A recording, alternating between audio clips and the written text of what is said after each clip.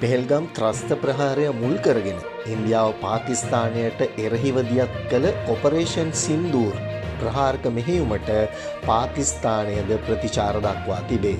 විදේශ මාධ්‍ය වාර්තා කළේ ඉන්දිය සමස්ත බටහිර දේශ සීමාව ඔස්සේ ඩ්‍රෝනයානා සහ අනෙකුත් ප්‍රහාරක අභියෝදා ගනිමින් පාකිස්තාන හමුදා ඊයේ රාත්‍රියේ සහ අද අලුයම් කාලයේ ප්‍රහාර එල්ල කර ඇති බවයි.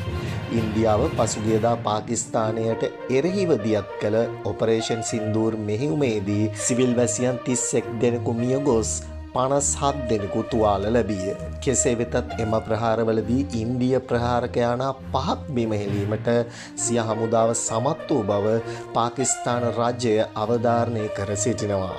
පාකිස්තාන හමුදාව පැවසුවේ ඉන්දිය ප්‍රහාරක ඩ්‍රෝන යානා 25ක්ද බිම හෙළූ බවයි. කෙසේ වෙතත් මේ අතර දේශ සීමාව ඔස්සේ පාකිස්තානය එල්ල කළ ෂෙල් වෙඩි ප්‍රහාරවලින් සිවිල් වැසියන් 16 දෙනෙකු ජීවිතක්ෂයට පත් වූ බවද ඉන්දියාව ප්‍රකාශ කර තිබෙනවා.